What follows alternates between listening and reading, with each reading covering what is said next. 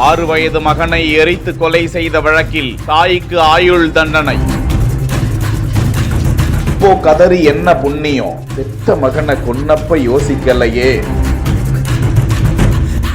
ஆயுள் தண்டனை என்ற சத்தம் கேட்டதும் காவல்துறை காலில் விழுந்து தன்னை விட்டு விடும்படி கதறும் தாய்.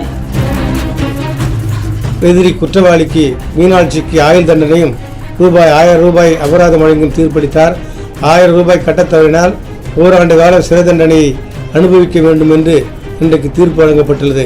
சென்னை பூந்தமல்லியை அடுத்த கரையான் சாவடியை சேர்ந்தவர் மீனாட்சி.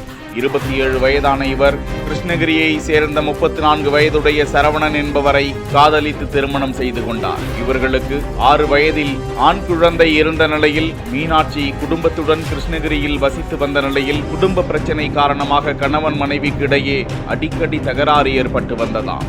இதையடுத்து கடந்த 2018ஆம் ஆண்டு டிசம்பர் மாதம் கணவரிடம் சண்டை போட்டுவிட்டு கரையான் சாவடியில் உள்ள தாய் வீட்டிற்கு மீனாட்சி சென்று விட்டாராம். தாய் வீட்டிலும் யாரும் அவருடன் சரிவர பேசாததால் மிகுந்த மன உளைச்சலில் இருந்து வந்தாராம். இதையடுத்து மகனை கொலை செய்துவிட்டு தானும் உயிரை மாய்த்து கொள்ளலாம் என மீனாட்சி முடிவெடுத்தாராம். பின்னர் தனது மகனை கொடூரமான முறையில் கொலை செய்துவிட்டு உடலை எரித்து வீட்டின் அருகே கால்வாயில் வீசிவிட்டாராம். துர்நாற்றம் வரவே அக்கம் பக்கத்தினர் பூந்தமல்லி காவல்துறையினருக்கு தகவல் தெரிவிக்க நிகழ்விடத்திற்கு வந்த போலீசார் அந்த சிறுவனின் உடலை மீட்டு பிரேத பரிசோதனைக்காக அனுப்பி வைத்து விசாரித்த நிலையில் மகனை கொலை செய்ததை மீனாட்சி ஒப்புக்கொள்ள அவரை கைது செய்து சிறையில் அடைத்த நிலையில் இந்த வழக்கு பூந்தமல்லியில் உள்ள கூடுதல் மாவட்ட அமர்வு நீதிமன்றம் 2இல் நடந்து வந்தது.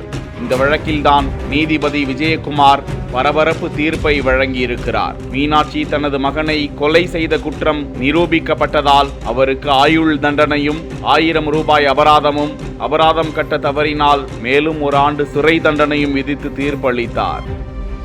இதையடுத்து போலீஸ் பாதுகாப்புடன் மீனாட்சி புழல் சிறைக்கு அழைத்து செல்லப்பட்டார்.